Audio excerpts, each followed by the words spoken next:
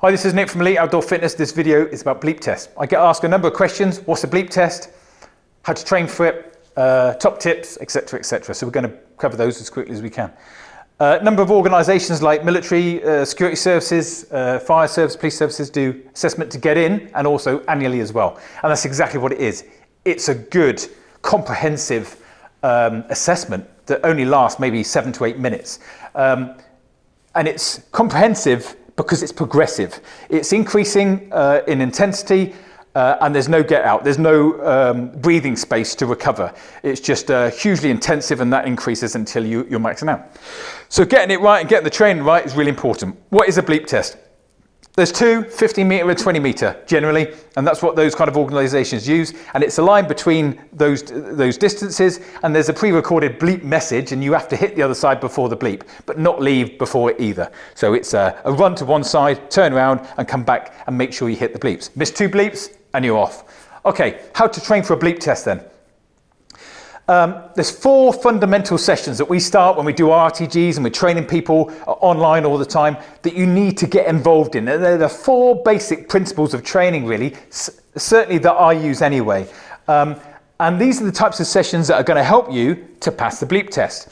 Number 1 is an LSD. An LSD is a long, slow distance. A bleep test is only going to last about 15 or 20 minutes, and that's with the warm-up. And so you need to be working about 4 times longer than that to give you the mitochondria and the energy systems and the efficiency in your muscles and your tendons to allow you to do a faster paced progressive bleep test.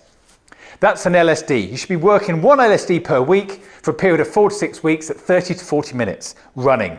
And that's working at about 50 to 60% of your maximum perceived effort. Okay, efficiency. Most people work at an efficiency when they go out and run for the first time and that, because it's not too easy and it's not too hard. It's right in the middle. That's why it's called efficiency. It's a lightly taxing session, but you are feeling a little bit more tax than you would do on an LSD. Working at about 60 or 70% of your perceived maximum effort. Okay, and that's 1 run per week of about 20 to 25 minutes. Lactate threshold. We're going into the harder stuff now. This is moderately to hard challenging. 2 minutes on, 1 minute off, times 5. That means 2 minutes on, working after you've warmed up, working at about 80% of your maximum effort, and then 1 minute off, working around about 50%.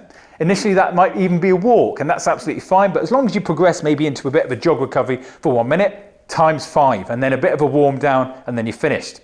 A VO2 max session. Now we're getting to the realms that you're going to be working at, probably from midway of your bleep test, right up to the end. 30 seconds on, 1 minute off, 15 seconds on, 30 seconds off, times 4, okay? So you want to be hitting those four times in each. So a 30 seconds and then 1 minute recovery times 4, and a 15 seconds and 30 seconds recovery times 4, working at about 90 to 95% of your perceived maximum effort on those. So that is going to really feel taxing and really hard, okay? Good warm-ups, good cool-downs. Other exercises that are going to facilitate good reaction time and the power that's needed on the bleep test is jump jacks, air squats, jump squats, side lunges, and box jumps, okay? You can look at those on the CrossFit website. There's some great videos on there that will give an indication, because I ain't doing them right now. Right, other questions, how to pace. Use the bleeps. Don't get ahead of yourself, because you just have to wait on the other end for the bleep. Be nice and consistent, nice and flowing, and breathe. It's all about oxygen intake and getting all that rubbish out and getting the oxygen in to facilitate good systems working efficiently as they possibly can.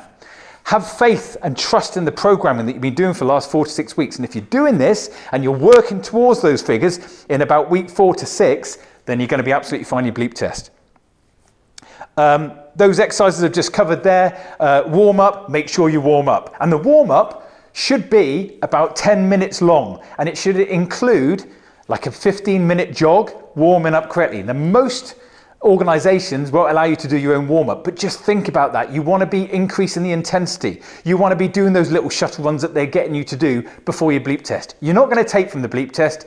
It's going to add to it, because your body will react quicker initially when you start to do the bleep test, because your lungs will be warmed through, or your ligaments and tendons will be warmed too, and your muscles as well.